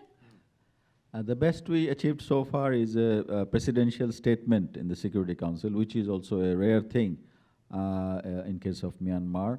And we are gradually working towards resolution, perhaps once the Security Council visit Myanmar and Bangladesh and see the situation for itself. So they are incrementally, I think, getting there. But obviously, for any decision in the Security Council to take place, there has to be a consensus, especially from the 5 permanent members. And Myanmar, to a certain extent, has successfully portrayed this as a kind of a security situation by the ARSA, the Muslim terrorists, terrorizing the Myanmar army on the very night when the Kofi Annan Commission report was published, which was apparently, in favor of these people. So all these, maths do not add up. But nevertheless, there is a, phobia around the world about Islamic or Muslim terrorists or whatever. So obviously, a lot of countries are very jittery about this. But you have seen for yourself some of the pictures that these people are, hardly physically fit to carry out any serious insurgency activities.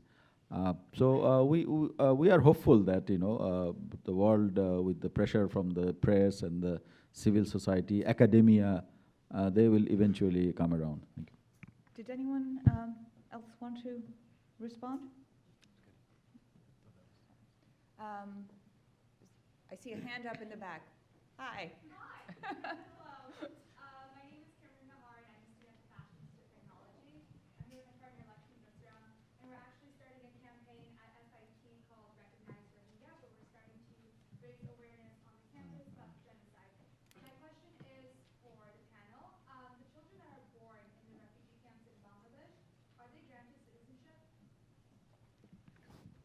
According to the arrangements that we have made, there would be some Bangladeshi courts. Probably there would be mobile courts who will be determining their status. So obviously, it's a tricky question again, because we know that a lot of these pregnancies are due to unwarranted situations. Another euphemism for rape. That has been mentioned in the arrangement. So maybe these children will not be welcome by their mothers. So what will happen to those children? So this is question number one. And another question is, already we are hearing stories of induced abortions amongst some of these pregnant women. So legally, yes, the local Bangladeshi court system will apply. But it is beyond legal and technical matters. I think we will be handling in another 3, 4, 5 months' time another set of problems. We already have children, both parents are missing or dead, presumably. But now we'll have another set of children who are not wanted by their mothers. Well, on that sad note, I'm actually going to wind up because I know we have more to come. I want to do a couple of things. I want to remind everybody here that the Catalyst Foundation for Universal Education has generously agreed to match donations up to $20,000. You can give right outside there. It's tax deductible. It's going to a good cause. It's going to go and help the people who are most vulnerable and most in need of aid. So I really hope that you will open your hearts and your wallets. And in the meantime, please join me in thanking our very distinguished panelists who have really contributed deeply.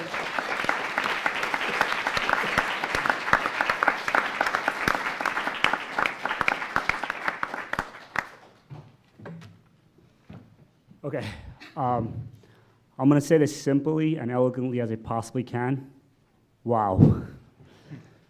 So, 3 months ago, the Rise for Rohingya campaign launched the John Sexton essay contest to incentivize high school students to live slowly and to think about the Rohingya crisis at a deeper level. We are proud to announce that we had 95 qualified essay submissions.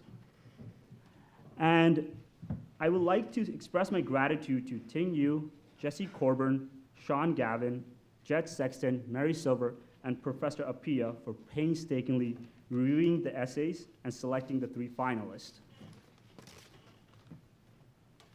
And one thing about the essay that I'm really proud of is that it pretty much shows how far this campaign has come. Like, this essay was started by a boy who grew up in the Bronx, about a guy who grew up in Brooklyn, but is judged by Ghanaian and British aristocrat,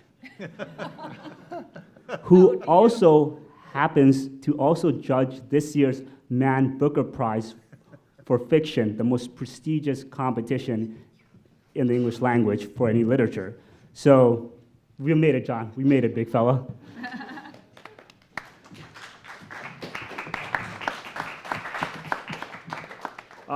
Professor Appiah, the chair of the essay contest, will now say a few words and announce the placement of the finalists.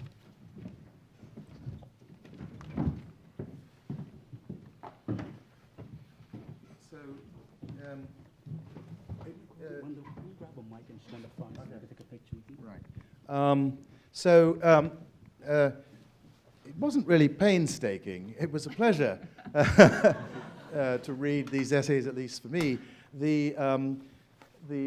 I was only given what the other judges thought were the best ones to read, so maybe it was painstaking for the others, but for me, it was an enormous pleasure to read these.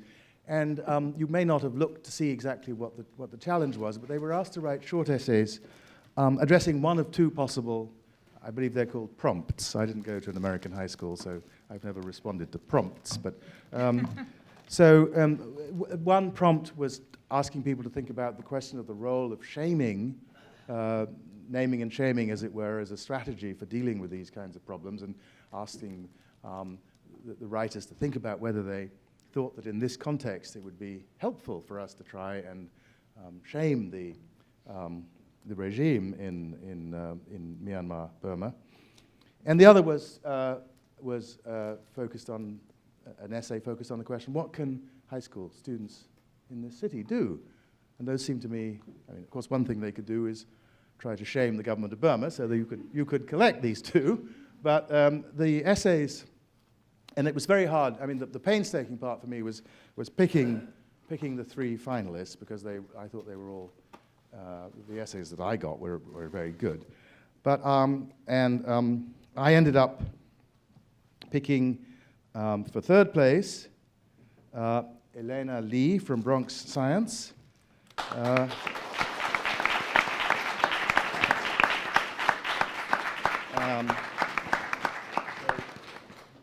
is for you. Thank you very much. Congratulations. It was marvelous. Where's the cameras over that? I want the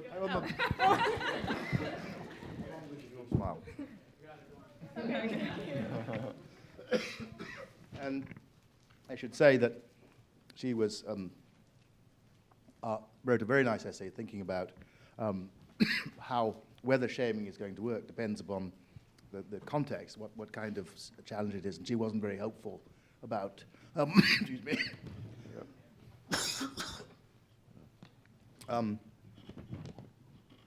It's the Burmese secret police. They. Second prize goes to Hannah Kim from Stuyvesant.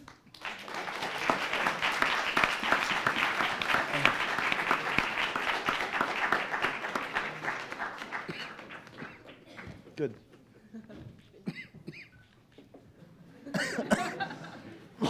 I'm sorry about this. Again, a thoughtful discussion of, and contextualizing discussion of questions about when naming and shaming might work and when it wouldn't, and she nicely connected this with other cases historically, in recent history. And so I thought that was a very nice essay. We invited the three finalists here, so the winner now knows already who she is. But her name is Iftida Faria. I hope that's roughly right.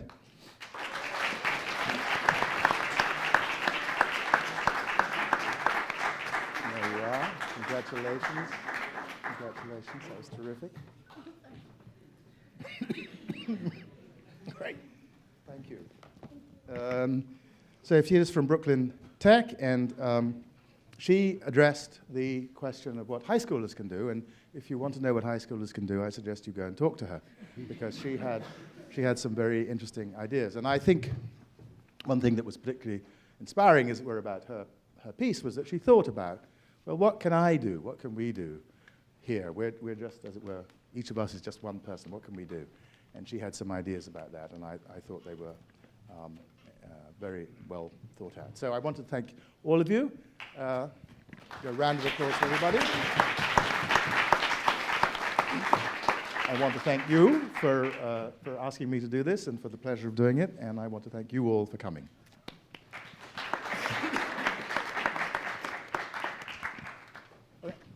We're at the clothesline right now, so please welcome Richard McCormick, the President Emeritus of University of Washington and Rutgers University, who will introduce our closing speaker, John Sexton. And John Sexton's speech is going to be about why is it important for global institutions to focus on crises that may not be applicable to them. I'm going to go sit over there.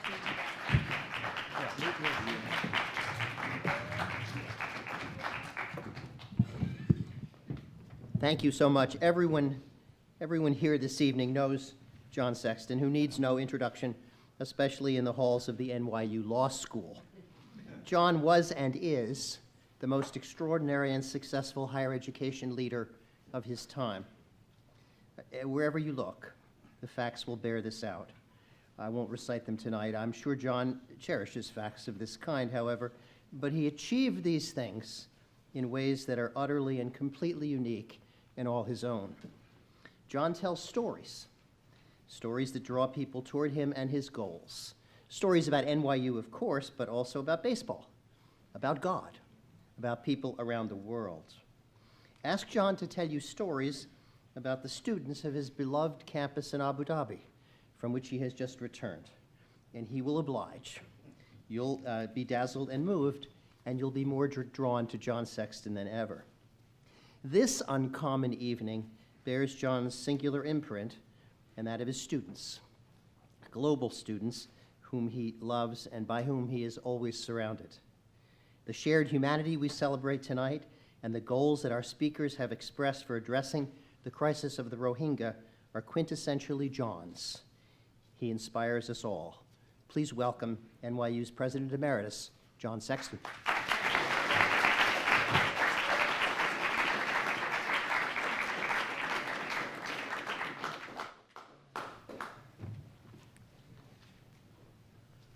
Well, for those of you that have had to endure me over these last years, you now see a real university president.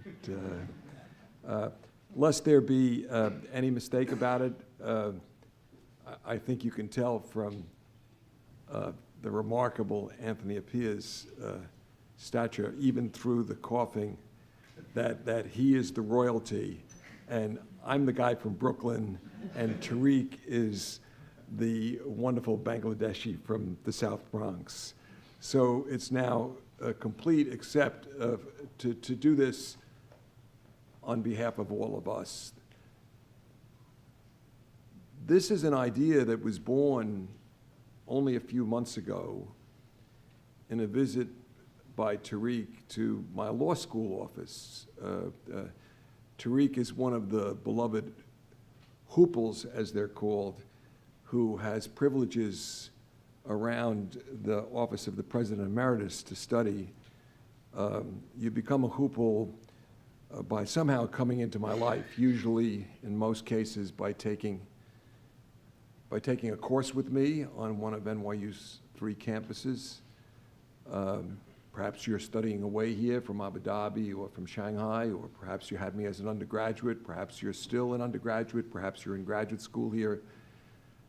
Perhaps, like others and like Tariq, you've just run into me in an elevator, in his case, in his freshman year, and then returned to my life 5 years later after graduation by sending an email just to say I wanted to say thank you.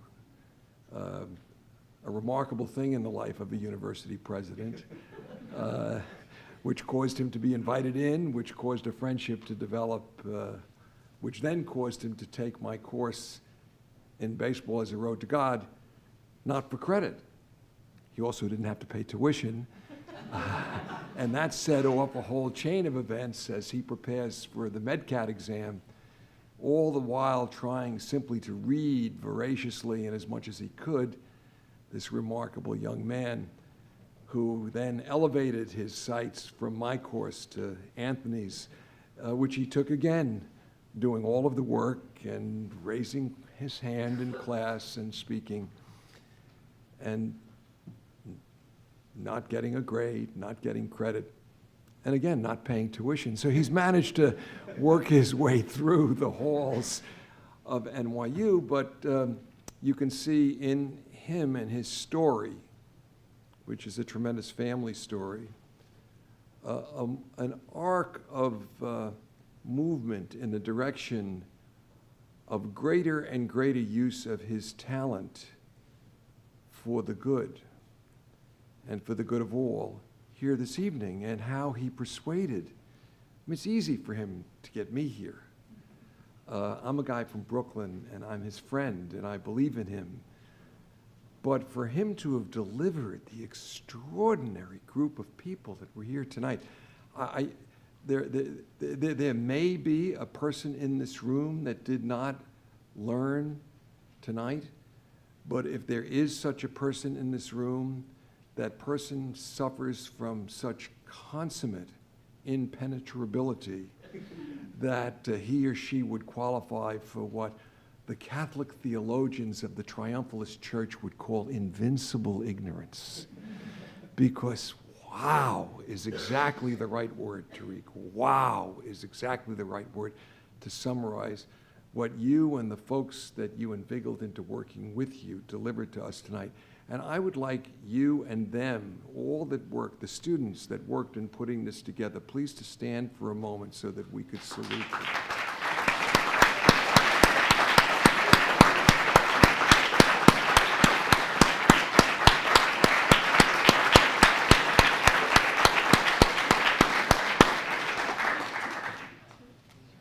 Tucked away about 20 years ago, there was the creation of the Brennan Center for Justice.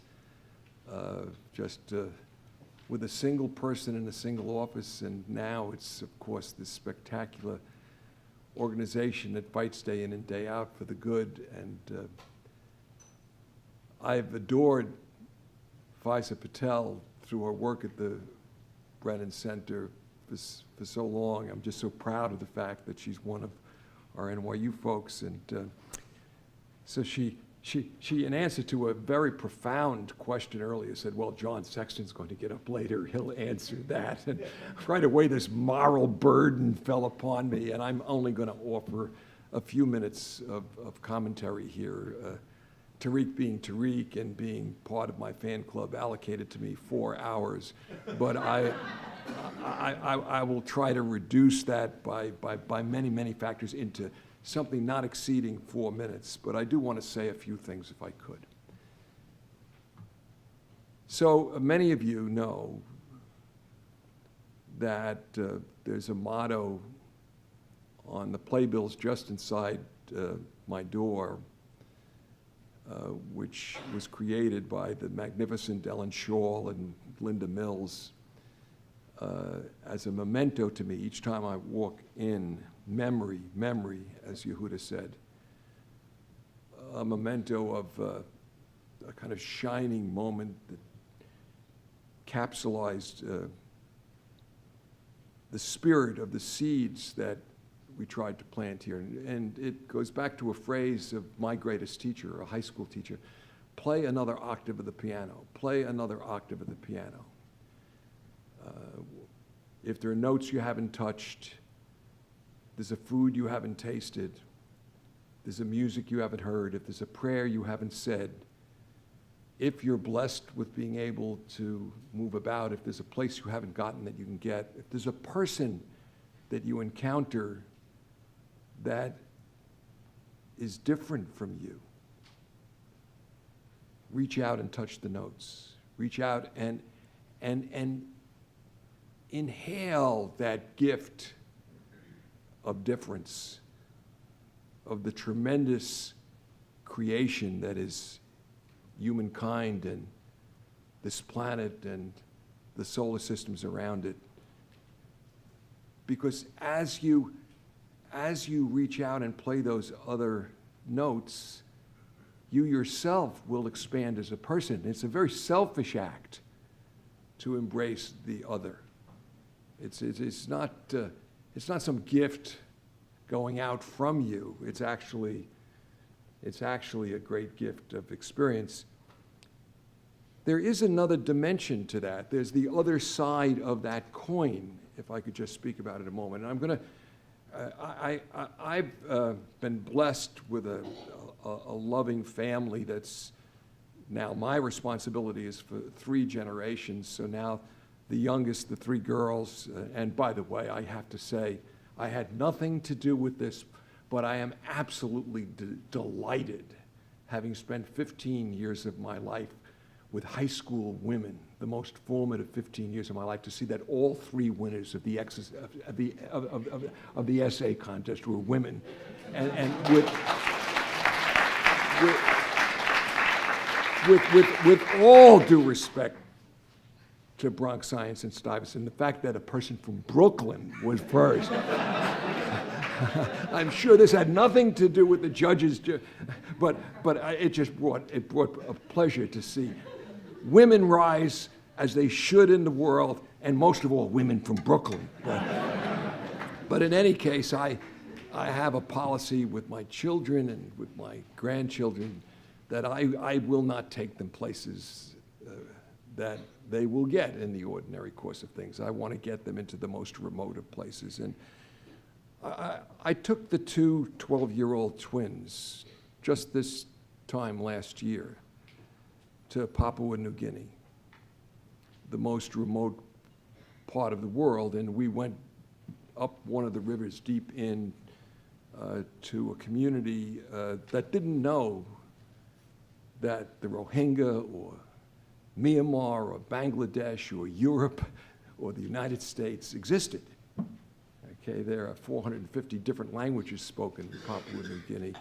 And if you're in a valley and with that growth and you're far up the river as we were, you're living as you lived thousands of years ago.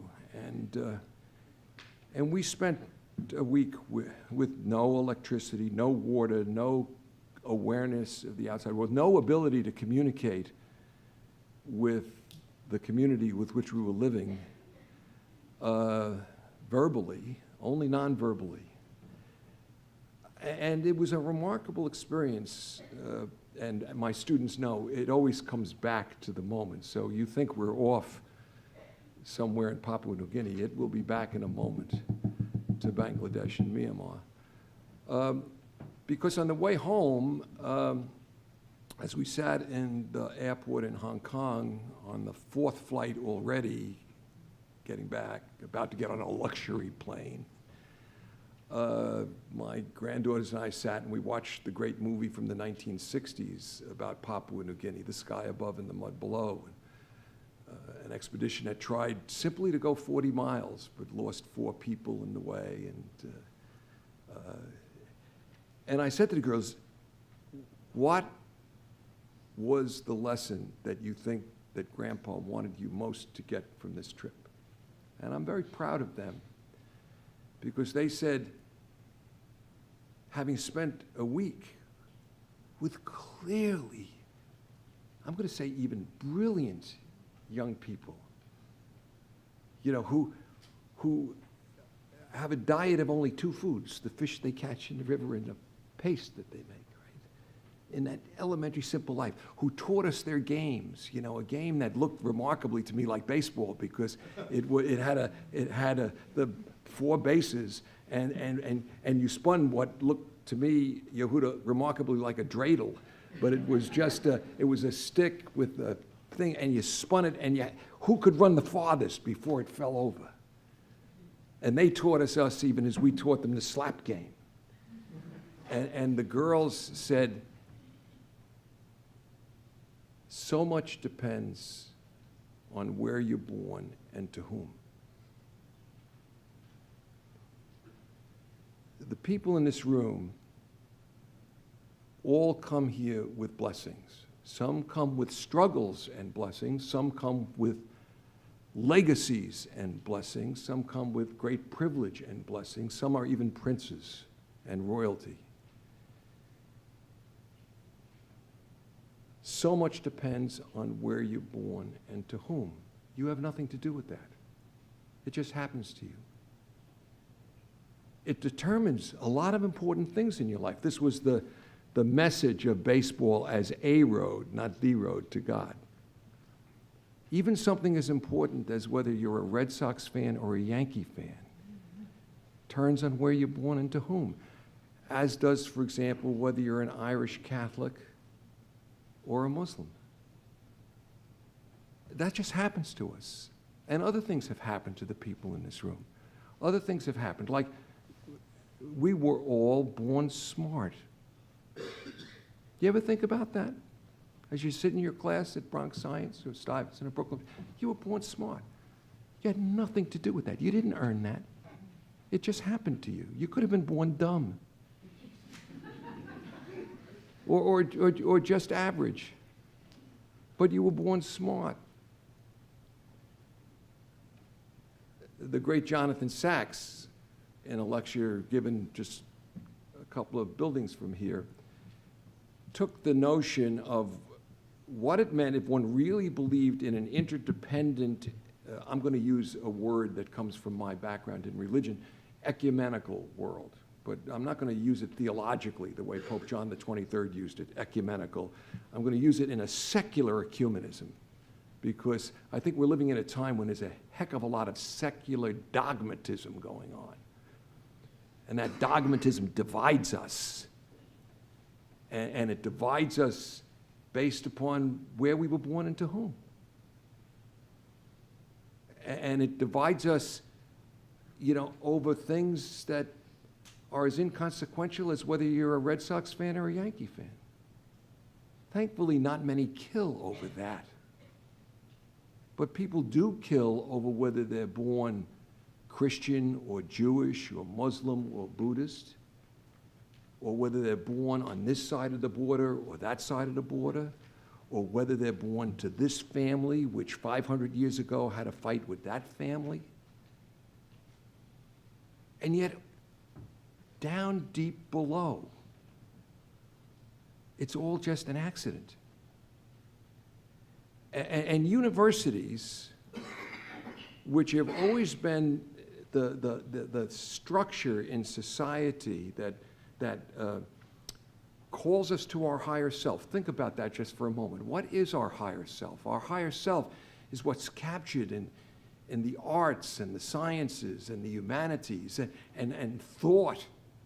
And universities call us to that higher self and call us to understand that in this world in which we're so capable of dividing ourselves, there is an alternative. We can try to shrink the world and hide behind gates and walls and keep out the other. But the alternative is seeing life as playing additional notes on the piano and accepting the responsibility. This was Jonathan Sachs's point. Accepting the responsibility of being chosen. He asked in that lecture in Kimmel 4 years ago, what does it mean to be what the Jews called themselves, the chosen people, if you believe in an ecumenical world where religion is not triumphalist? And his answer was magnificent. Chosen for special responsibility. And those of us in this room who are blessed by to whom we were born and where we were born, blessed by the fact that we were born with intelligence, blessed by the fact that we've been given good educations, blessed by the fact that we end up in one of the extraordinary universities in the world, and a university that has accepted for itself the responsibility, not only simply, as universities have done for nearly 1,000 years, not only simply of advancing thought and inculcating thought, not only that element, which has been the bedrock, but the additional element, and this gets to the question, the additional element of saying, no, we are going to accept the fact that we all that are blessed to be here are responsible for all. Not some tribe, but all. Because we understand that we could have been born in a deep valley upriver in Papua New Guinea and not know that Myanmar existed, or Bangladesh existed, or Europe existed, or the United States existed, or nuclear weapons existed, or climate change existed, or any of those things existed. That could have been us, and they are us, therefore. They are us. And our good fortune, the fact that we are the chosen people, our good fortune at this university cannot be simply for our selfish indulgence. There are obligations. We have been chosen for obligations. And what is that obligation? That obligation is not just to come to an evening like tonight, which is designed to raise our consciousness, but amidst all, and we are inundated, Lord knows we are inundated day in and day out with problems that call upon us for our attention and our effort. And I am not arguing for any primacy, but I am arguing for the fundamental nature of what we talked about tonight. That human beings deserve hope. Every human being at least deserves dignity. And each of us is responsible for getting that far at least. So I beg you, when you leave tonight, don't treat this as an interesting, informative evening, but treat it as imposing on you a burden to speak out, a burden to spread the word, to tell the stories. Do not move on. Do not move on. And let us gather together to fight something that's worse than the concentration of wealth that we see, both vertically in this society and horizontally in this society and other wealthy nations vis-a-vis the rest of the world. Even worse than that concentration of wealth is the concentration of hope that is developing. Because a lack of hope is going to rob people of their basic human dignity. And what we're seeing here is that thievery. So, give of your treasure. Tariq would not want me to sit down without saying that. You can multiply what you give by 4. Because you give and you get a tax deduction, so you only have to really give half of what you give. Even in this nation, at this moment, this president has preserved that tax deductibility.